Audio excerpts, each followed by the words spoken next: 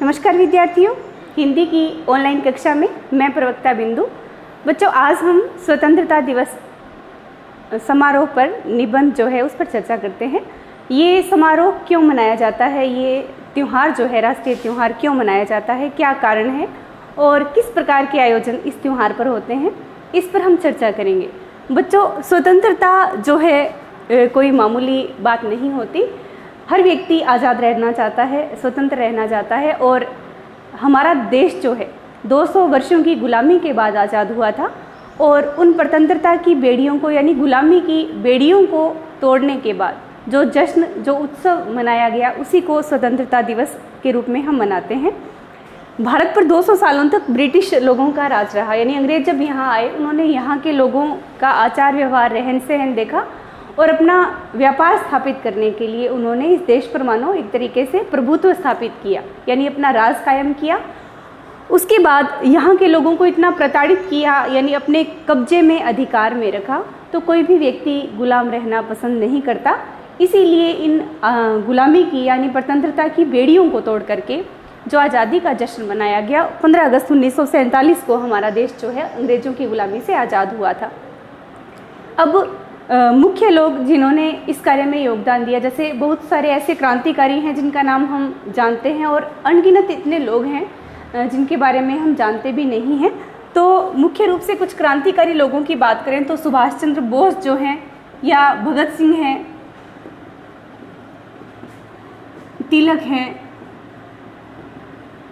भगत सिंह हैं, बोस हैं, इसके अलावा लाला लाजपत राय हैं और विपिन चंद्र पाल है।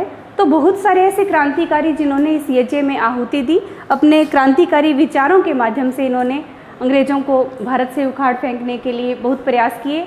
इसके साथ साथ कुछ ऐसे लोग जैसे राजगोपालाचारी हैं या फिर महात्मा गांधी हैं, जवाहरलाल नेहरू हैं, तो ऐसे बहुत सारे अहिंसात्मक आंदोलन से भी जिन्होंने भारत को आज़ाद कराने का प्रयास किया।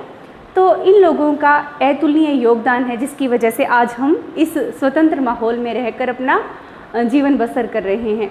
इस आज़ादी में इन लोगों का जो बलिदान है या इनके द्वारा जो त्याग किए गए, उनको हमेशा याद रखा जाएगा, क्योंकि इन्होंने अपना जीवन तक सर्वस्व अपना जो है होम कर दिया था इस यज्ञ आंदोलन में, या ये कहें कि इस स्वतंत्रता के हवन में अपनी आहुति तक दे दी थी, प्राणों की आहुति तक दे दी थी इन्होंने। वीर सावरकर है या फिर राजगुरु है, तो जिन लोगों को सांड्रसादी की हत्या के जुर्म में फांसी पर चढ़ना पड़ा, तो ऐसे क्रांतिकारियों को आजीवन हम याद रखेंगे। और इसी त्यौहार को यानी राष्ट्रीय पर्व को किस तरीके से मनाते हैं, हम देखते हैं कि विद्यालयों में हर वर्ष अनेक प्रकार के आयोजन जो हैं इस त्यौहार पर किए जाते हैं। जैसे परेड है, विभिन्न प्रकार के रंगारंग सांस्कृतिक कार्यक्रमों का आयोजन किया जाता है। भारतवर्ष की बात करें यानी राष्ट्रीय त्यौहार के रूप में, तो सबसे पहले जब भारत आज़ाद हुआ 1947 को, तो प्रधानमंत्री उस समय पंडित जवाहरलाल नेहरू थे। उन्होंने लाल किले पर झंडा फहरा करके इसे त्यौहार के रूप में या राष्ट्रीय त्यौहार के रूप में मनाया था और उसी परंपरा का निर्वाह करते हुए अभी तक हर वर्ष भारत के लाल किले पर जो है भारत के प्रधानमंत्री जो हैं हर वर्ष ध्वजारोहण करते हैं, तिरंगा फहराते हैं। पहले दिन जो है राष्ट्रपति का संबोधन होता है, अगले दिन यानी 15 अगस्त के दिन जो प्रधानमंत्री हैं वो हर वर्ष ध्वजारोहण करते हैं, झंडारोहण करते हैं। अनेक राज्यों की जो झांकियां हैं उनका प्रदर्शन भी इसमें किया जाता है।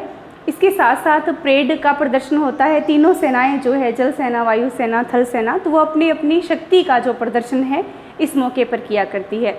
लगभग 25,000 लोग जो हैं इस मौके पर मौजूद रहते हैं।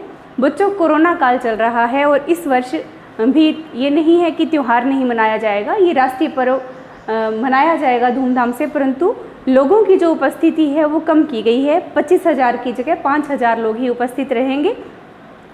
उनको भी 2 गज की यानी दूरी पर बिठाते हुए इस तरह से व्यवस्था की जाएगी ताकि ये महामारी जो है इसको भी रोका जा सके। ये त्यौहार हमें प्रेरणा देता है, सिखाता है कि आज़ादी जो है बहुत ही ये कहें कि अनुपम वस्तु है, अतुलनीय वस्तु है और अपनी आज़ादी को बरकरार रखने के लिए हमें हमारे कुछ जो अधिकार और कर्तव्य हैं उनका सही ढंग से पालन करना चाहिए।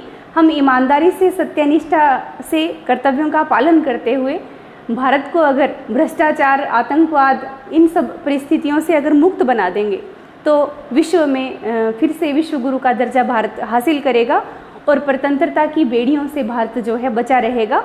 अन्यथा ये ऐसी ये कहें कि बीमारियां हैं, जो आतंकवाद है, भ्रष्टाचार है, घूसखोरी है, काला बाजारी है, ये देश को स्वतंत्रता की ओर ले जाती है। फिर से किसी और देश के द्वारा भारत पर कब्जा न कर लिया जाए, तो ऐसा संकल्प हम इस अवसर पर लेते हैं और अपना देश, हमारा मुल्क जो है फिर से सोने की चिड़िया कहला सके, इस आज़ादी का जश्न हम मिलजुल कर मनाते हैं।